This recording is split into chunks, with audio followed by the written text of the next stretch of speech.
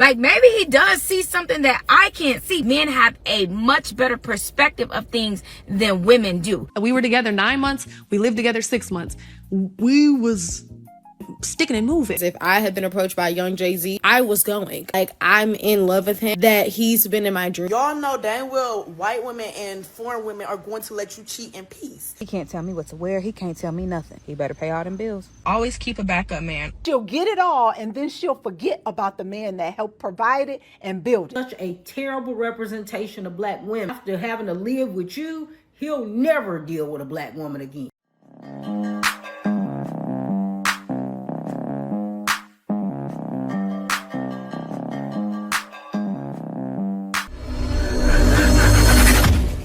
Ladies, stop being so hard-headed at times when your man is trying to tell you things. Like, at times we think that a man is controlling us when he's trying to tell us something because he can see something better than we can. For instance, your man will tell you, hey, stop arguing with them people. Stop communicating with them people. Stop talking to them, because he looks at you on a higher level. The problem is that they're nothing compared to you. So when he's trying to tell you things like, oh, stop doing this and stop doing that, it's not because he's controlling you. It's because he looks at you like, man, you up here and they're down here. Like, they don't even compare to you. So as women, we have to take a step back and say, maybe my man is right. Like, maybe he does see something that I can't see, because I'll be completely honest, men have a much better perspective of things than women do. Men know when something is bullshit immediately, and we as women, we can't catch that. So take a step back, listen to your man. It's okay. It taught me to be quiet. Explain. Everything doesn't need a response.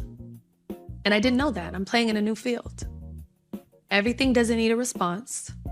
And everyone doesn't need to know how I'm feeling. I'm a woman that likes to speak about what I feel. I'm a woman that's very confident that I'm allowed to use my words. But as the 2 years have proceeded, it's been 2 years, I've learned I don't need to say something about everything. Did you really take that relationship serious? Oh, I was in love. What? Yeah, I was in love. He was working out with me. Okay. So. Did you think that you will fall into or go into the sunset, live happily ever after with him? No. But you were in love? Yeah. Explain that. You don't have to be, I'm not delusional. And I know a lot of people are like, oh, she's delusional. She thinks she's the last one standing. No, babe. I'm on a jet. I'm on a jet. This is my manifest. This is on my vision board. I have the vision boards. If y'all want the screenshots, insert now. I was on a jet with a man that made me laugh. That was hot. That was fly. I don't care. Y'all can't tell me that wasn't fly. That was fly. He had me on a jet every day, almost every day of this. We were together 9 months. We lived together 6 months. We was sticking and moving. Yeah. He was laughing. I was laughing. Laughter is the something of joy. What's the word? What's it? Something. It's the glue. It's the glue of joy. I love that. Laughter is the glue of joy. Yeah. And I was laughing. You want to meet someone funny? Go interview that man. I've been trying. Yeah, I might figure it out, but yeah, no, laughter. But while y'all was tickling each other and like, wait, real sniffing. quick, have you ever woke up out of your sleep cracking up? Like, I'm talking joke in your ear. Have you ever done that before? That sets the day. That sets the premise of the day to be just joyous. Do you know who I sleep with? No. She's a comedian. Is she? Are you joking? No. Okay. She's a comedian. Just a whisper of that laughter that's what's gonna heal our earth. Laughter, I'm telling you. Yeah. Talk about it later, but. Through that time, laughter couldn't keep y'all together. So what was something that you was realizing like, yo, this may not be the situation for me? I think that a boss like that needs someone to sit down. Sit down. Go be in his life and sit down. Sit down. Have a great life. Be on the jet. Laugh. Sit down. Don't do too much. What do you mean? Don't do too much. Don't do too much. I'm doing too much. I'm here. I'm in this city. I'm getting hosting. I'm getting booking. I'm writing a book. I have an app. I'm working out. I'm working out with celebrity men. I'm doing all these cool things. You're doing too much. You're getting too much attention, right? And these are not his words. This is not something he insinuated on me. This is an observation I made as being in the seat. Yes. Sit down, Christina. Like, you're doing too much. I'm trying to record a song. Stop. We're not recording right now. What? Nigga, yes, I am. And I'm that kind of girl. I don't need a man to, that's what we were talking about earlier, to full circle. I don't need a man to come in my life and you're not my daddy. You're not my father. I'm not a child. But there's a lot of contradiction that's coming with what you're saying now. How? Look, listen, lady. What did that relationship teach you? It taught me. Listen, lady.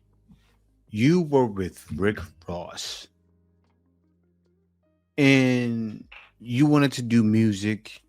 You help people work out. You're a trainer. You actually were doing too much. That was your time to maybe keep doing your training online or something like that and be with him 24/7. He probably didn't want you there 24/7, but that was your shot. You didn't want that though. You wanted to be like Jay-Z and Beyonce. And Rick Ross probably wasn't looking for that. I'm not Rick Ross. I wouldn't be looking for that. Every man out there under the sun is not looking for that. They don't want a masculine lady on their side. That's what you are. And you don't even see it. They think it's okay. Why? Because you have a lot of guys that accept this. Lost. I'm telling you. Most of y'all lost. He ain't lying. Beyonce is rich before she's a black woman. Okay, she's rich. Her and Jay-Z are both rich before they are black. And what that means is their problems will never be our problems. Our problems will never be their problems. And that goes for any celebrity, any billionaire, any person that has a significant amount of money. They would not care. They might say they do to get more money to, fund their pockets, but they don't give a they never cared. I want y'all to name one good millionaire or billionaire that actually uses their money for good. They don't exist because you can't be a good person and have good money. That's not how that works. Now, I'm not throwing any shade to Beyonce because I'm not mad at her because that's what she does. That's what they do. She's a part of a certain class. You can't get mad at that. I made that video about Jay-Z. It was a couple weeks ago, and I was it started off as me just defending Beyonce. And I was saying, like, I understand why she's with him and I understand why she stayed with him. Because if I had been approached by a young Jay-Z back in 1998 or 2000 or whenever, honestly, I was going. I don't care.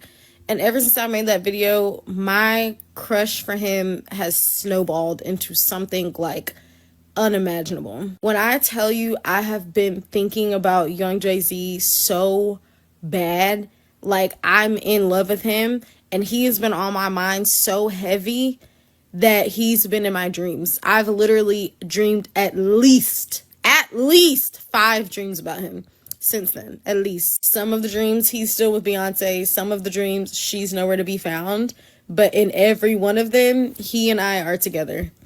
And I'm immensely happy. We are together in some sort of a capacity, and I'm over the moon excited about it. Someone call a search party because these TikToks are lost in Delulu land.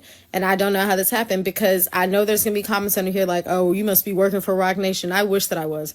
I wish I was working with Rock Nation. And I want y'all to know I wasn't always like this. I wasn't. I used to be like you. I used to be young and naive, and I used to think, Jay-Z, why would anyone want to be with Jay-Z? I too was once blind, but now I see. My eyes have been opened to the wonder that he is, and I love him.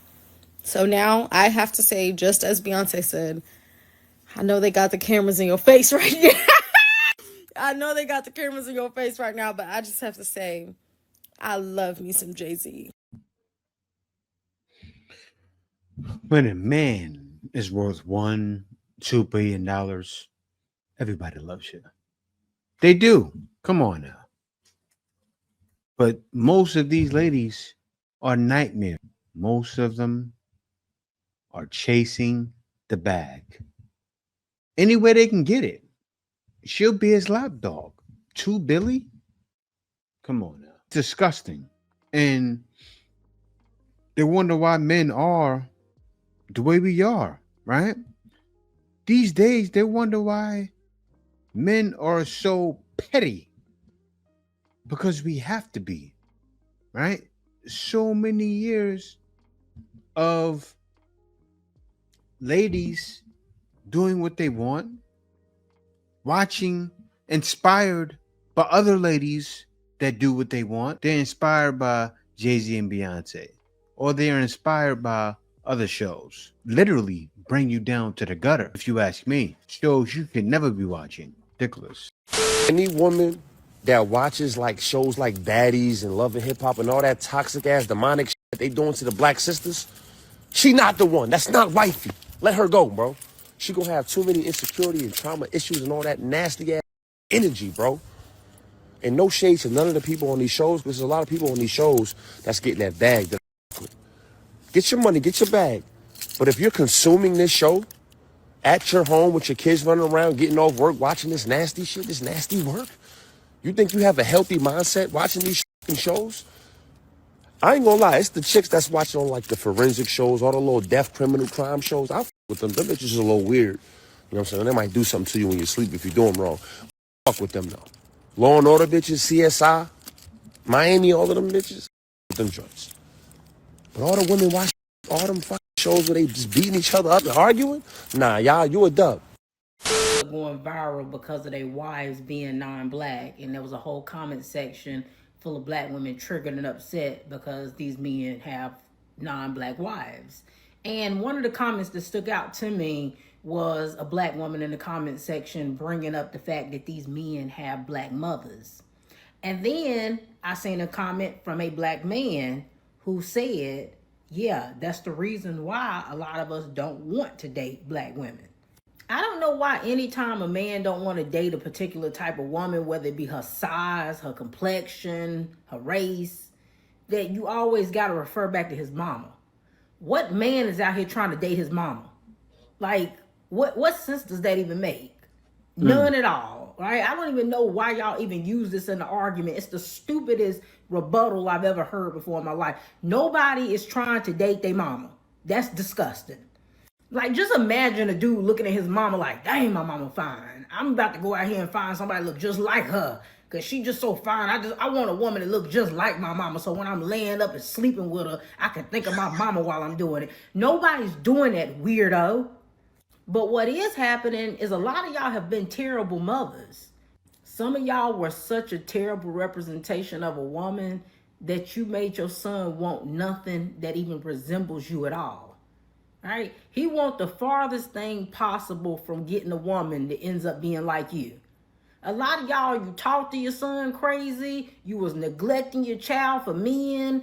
Like, the list could go on of all of the things that you did as a mother that played into why he would want a woman who is the total opposite of you.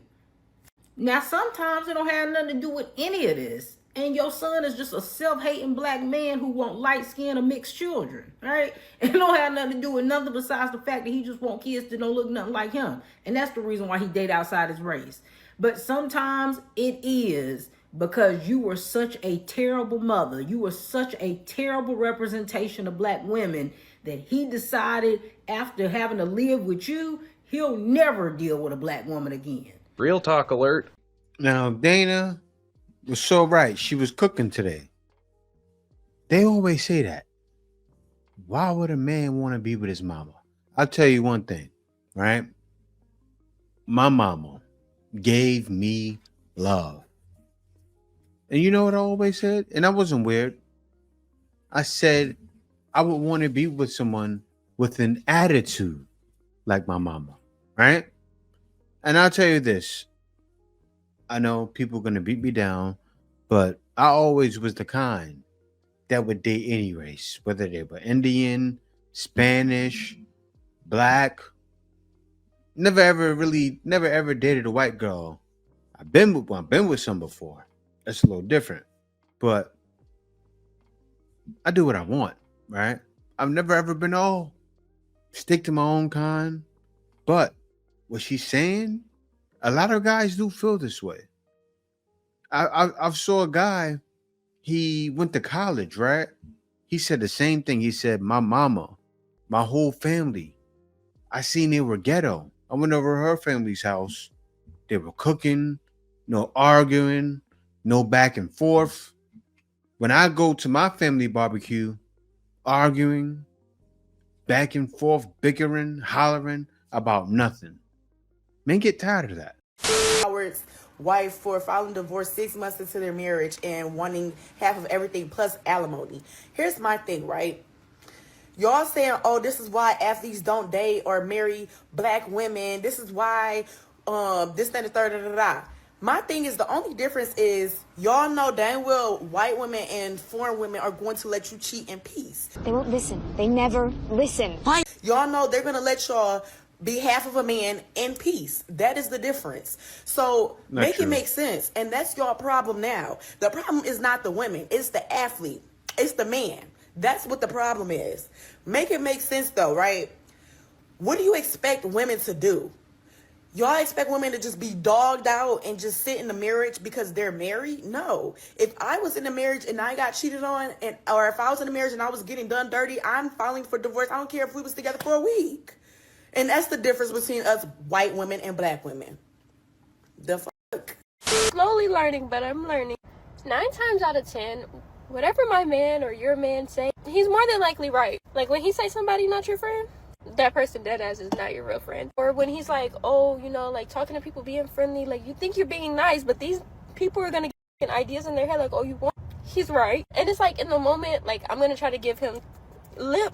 Because it's like, oh, you don't know, like I don't see it that way. But then something happens, or you go and you have time to think about it, and then you're like, damn, like how did this nigga be knowing everything? Like you're right, and you know you be right.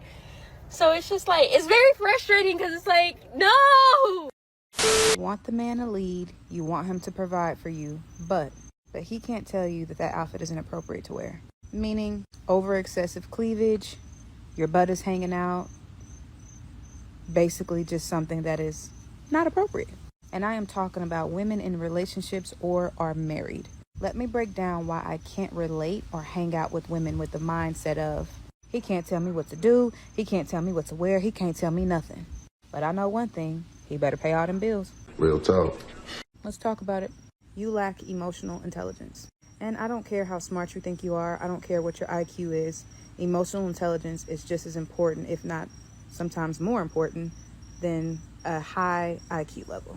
Meaning, I don't care if you went to college. That doesn't mean that you're emotionally intelligent. And I know some women that have went to college, super smart, and yet super narcissistic, lack self-awareness like crazy. It is a hard pill to swallow to hear constructive criticism, I know, because I too was one of those women that you could not tell me anything without me pretty much flipping out. It took a lot of work for me to really go within and realize that sometimes I'm just wrong. I thank my husband for that because he was light years ahead of me when it came to self-development. And it was one of those situations where I knew that I had a good man, and it was either you get with the program and work on yourself, pick up some books, or he's going to not be here anymore. So which one do you choose? I chose to pick the books up.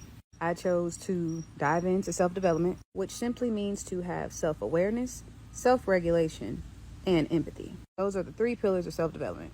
Anywho, leading you in the right direction and controlling you are 2 separate things. Controlling you would be to say, you can't hang out with that girl. You can't talk to your mom.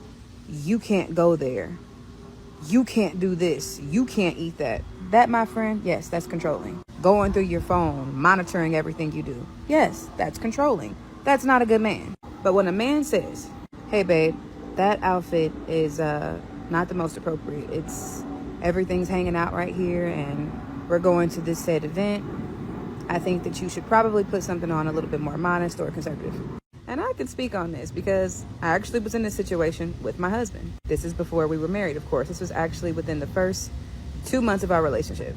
I went to a birthday dinner and I was with a former friend of mine, and I wore this shirt that was very open and a push-up bra, and when I say my boobs were out, oh, they were out. I didn't think anything of this. Mind you, this is 2 months into our relationship.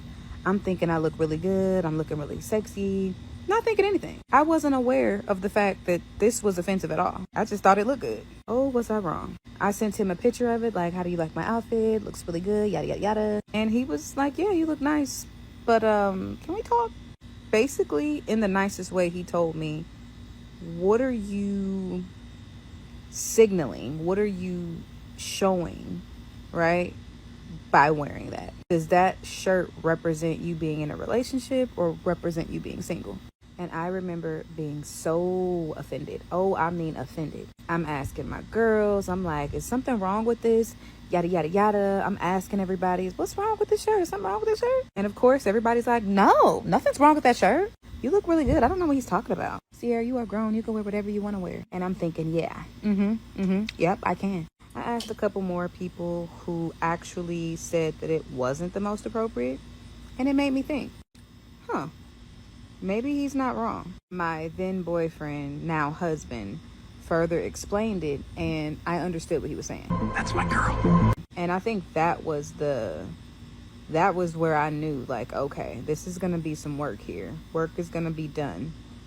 But I knew that I was gonna be able to do it. As far as self-development and being able to learn some things from him. That was one of those, like, okay, he's not like any dude I've ever dated in my life. And again, he was not disrespectful when he said it. He was not mean. It was just, what are you representing when you walk outside? See, what happened with her is the man got lucky, right? Because you see her now, she knows to put on the hoodie. The things is probably jiggling like crazy. You're jiggling, baby. Go ahead, baby. Like, she walks outside and says, LL Cool J video. And the man got offended. Had every right to. She's married now. Congratulations. You didn't play yourself. And this is what happens when you actually listen. Let me let it continue up, then I'm going to go to the next one.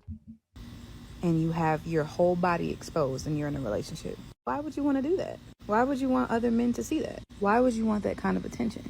And the thing about women some women, let me be clear, some women, not all, that I can't get with and I can't be friends with these kind of women is because they will be on your side about everything. Now, you see, she said that, right? Now, this next video is going to be one of the ladies. If you pick up on any sign that she's this way, run very fast. What am I talking about? Let me show you. Always keep a backup man. Always. Actually, not even backup. Keep him at the same level. She belongs to the streets. Because you're going to look stupid when this man messes up and you left with nobody. That's what you get for cutting your hose off. I keep at least 3. Generation is definitely unrealistic. Everybody wants them a nigga that can take care of the bills, that can buy them Chanel bags, that can buy them the latest damn car. But when you flip the damn mirror and you look at yourself, what do y'all be having going on? What can y'all bring to the table at least? Absolutely nothing. Okay, cool. Everybody want them a nigga to provide. I know I do. But some of y'all don't even have a driver's license to y'all name.